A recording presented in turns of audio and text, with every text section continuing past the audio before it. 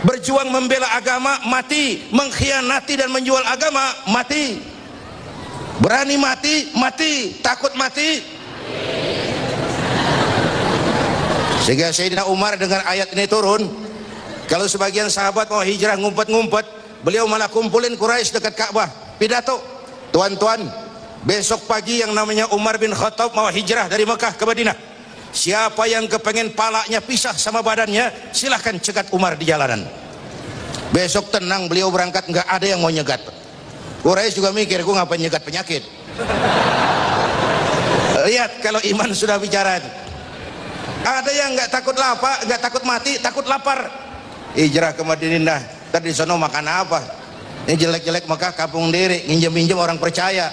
Di Madinah mau ngebuat nama siapa? Ayatnya nyambung, ayatnya turun lagi. Qul li ibadiyalladzina amanu inna ardi wasi'ah fa iyaya fa'budun.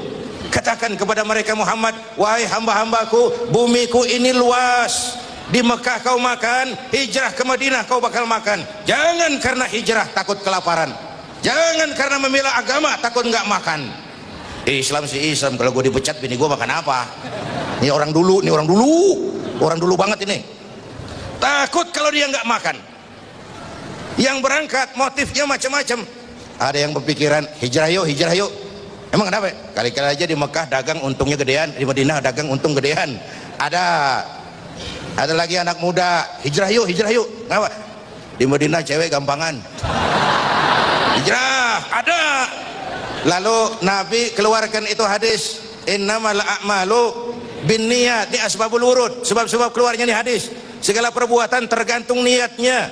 Yang hijrah karena pengen dagang, dia bakal untung di Madinah. Yang hijrah karena perempuan, dia bakal kawin di Madinah. Hijrahnya bergantung kepada niatnya. Saudara hadirin yang saya hormati, iman ini yang dibela, ini yang dipertahankan, ini yang diperjuangkan. Orang kayak Sayyidina Abu Bakar berangkat ikut hijrah, coba pikir ngapain, neangan naon. Kehormatan diri, beliau bangsawan. Kekayaan, beliau hartawan. Hartawan, bangsawan, mau tengah malam buta kebelangsak nemenin Nabi tinggal di Gua Sur. Mana sekarang hartawan bangsawan mau kebelangsak tengah malam nemenin kiai? Bawaannya kalau kiai bawa map udah curiga aja sumbangan nih.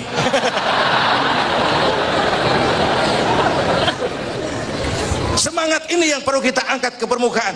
Kerelaan berkorban, kemauan untuk berbuat karena panggilan iman. Kalau iman sudah bicara, kebahagiaan batin yang muncul. Kalau batin bahagia, penderitaan badan nggak berasa. Itu semangat hijrah.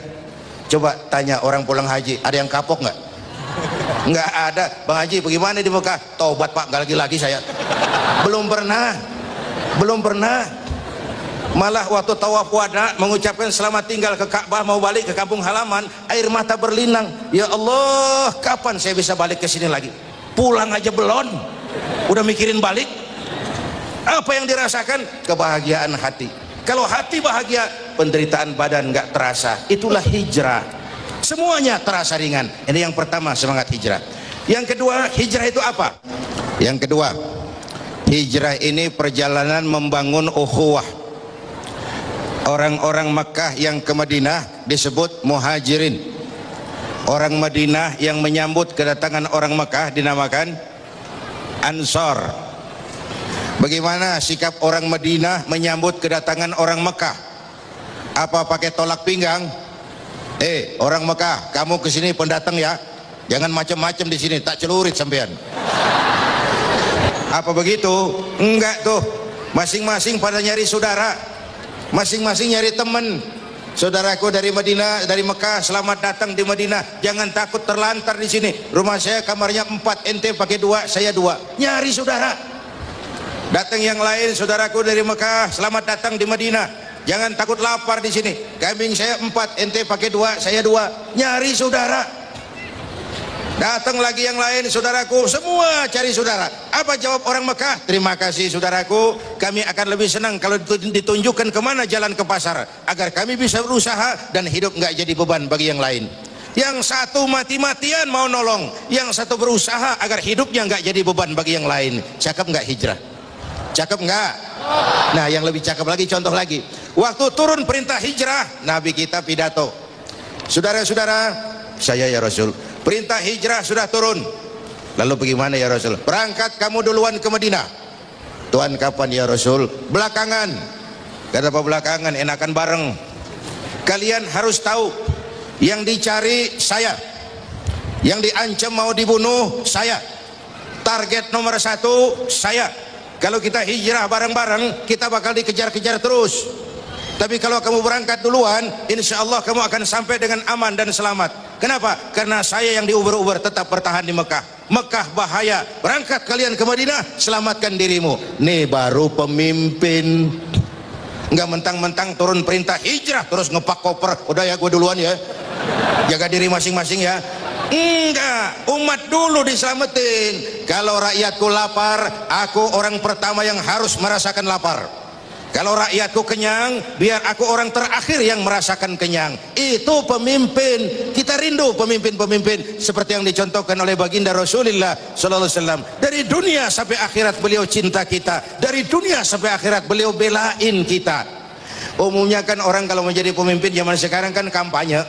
Ya, mau jadi wali kota kampanye, mau jadi bupati kampanye, mau jadi gubernur kampanye, mau jadi anggota DPR kampanye. Umumnya kan kalau kampanye mah lagunya merdu-merdu. Ya, lagunya merdu. Cerita soal pendidikan gratis, soal mudahnya pengobatan, soal lapangan kerja. Udah jadi mah. Yaitu kalau baru-baru mah rajin baca ayat kursi, dapat kursi lupa ayatnya kan, dapat kursi lupa sama ayat.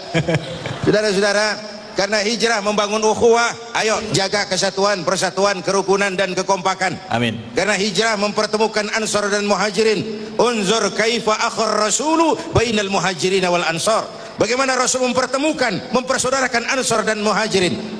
Dilepaskan manusia dari ras diskriminasi, dilepaskan manusia dari ikatan darah dan diikat dengan nilai-nilai akidah. Hadirin yang saya cintai, ini sudah rangkuman. Pertama, intan paling mahal, mutiara paling berharga adalah iman.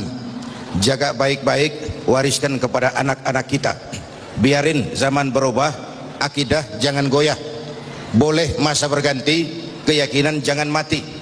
Karena iman kita hidup, untuk iman kita berjuang, dalam iman kita ingin kembali menghadap Allah Subhanahu. Satu. Yang kedua, kalau kita mau menang, kita harus kuat. Kalau kita mau kuat, kita harus bersatu. Untuk bisa bersatu, hidupkan semangat silaturahmi. Itu intisari ringkasan dari almarhum Panglima Besar Sudirman. Tidak ada kemenangan kalau tidak ada kekuatan. Tidak ada kekuatan kalau tidak ada kesatuan dan persatuan. Tidak mungkin terwujud kesatuan dan persatuan tanpa adanya semangat silaturahmi. Maka menghadapi kesulitan-kesulitan besar sebagai bangsa, kata kuncinya adalah kesatuan, persatuan, kerukunan dan kekompakan. Sebagaimana hijrah sudah mempersatukan Mekah dengan Madinah, mempertemukan Ansor dengan Muhajirin. Waktu kita hijrah dari penjajahan kepada zaman kemerdekaan, kita juga sudah kontrak. Kita ini mau bersatu nusa, satu bangsa, satu bahasa. Itu harus kita jaga baik-baik. Yang ketiga, di bulan Muharram ini ada amalan-amalan yang sangat dianjurkan. Pertama, memperbanyak istighfar. Memperbanyak istighfar. Wa ma kana Allahu mu'adzibahum wa hum yastaghfirun. Allah tidak akan turunkan bencana selagi di tengah mereka masih banyak orang-orang yang istighfar. Ada hadis qudsi, Allah enggak jadi mau marah karena melihat 3 perkara. Suyukhan rukka, wasibyanan rutta, wa bahaiman rutta. Orang-orang tua yang tengah malam sujud sambil berlinang air mata, itu yang meredam murka Allah. Allah mau marah enggak jadi ngelihat masih banyak yang begitu itu. Orang-orang yang tengah malam sujud sambil berlinang air mata.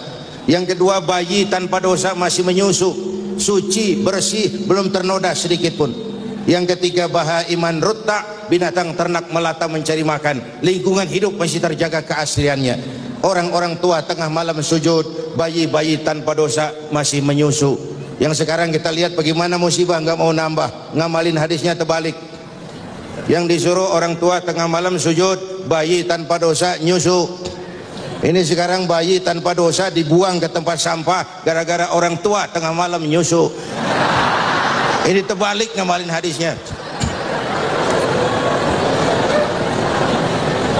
Di bulan ini dianjurkan memperbanyak istighfar. Boleh sayyidul istighfar, boleh istighfarnya Nabi Adam, Rabbana zalamna anfusana, dan seterusnya. Boleh istighfarnya Nabi Yunus, la ilaha illa anta subhanaka inni kuntu minal zalimin. Istighfar itu meredam murka Allah. Yang kedua, siapa yang diberikan keluasan rezeki oleh Allah di bulan ini, dekatlah sama anak yatim. Ana wa kafilul yatim kahataini yaumal qiyamah. Dan aku dengan orang yang mau menanggung beban anak yatim seperti dua jari ini di akhirat. Kalau di akhirat ingin dekat dengan Nabi, di dunia dekatlah dengan yatim. Bantu beasiswanya, beliin bajunya, urusin makannya, usap kepalanya penuh kasih sayang. Itu bawa berkah. Kayak saya nih, saya yatim piatu. Mak enggak, bapak enggak, udah. Ntar yang mau ngusap kepala saya boleh. Anak-anak yatim itu anak-anak kita semua. Saudara-saudara, itu amalan yang kedua. Yang ketiga, puasa sunnah. Kalau mampu 10 hari, kalau enggak 3 hari, sekurang-kurangnya 1 hari saja di bulan Muharram ini. Puasa sunnah itu, puasa itu penting buat kita karena intinya adalah pengendalian diri. Yang halal pun kalau belum waktunya jangan. Itu puasa tuh, disiplinnya cakep bener. Biar halal kalau belum waktunya jangan. Kan puasa begitu Ramadan, coba lihat. Tempe halal habis maghrib. Tahu halal habis maghrib, disiplinnya luar biasa. Air kelapa halal habis maghrib. Bini sendiri halal Habis maghrib. habis taraweh. Kirain habis maghrib.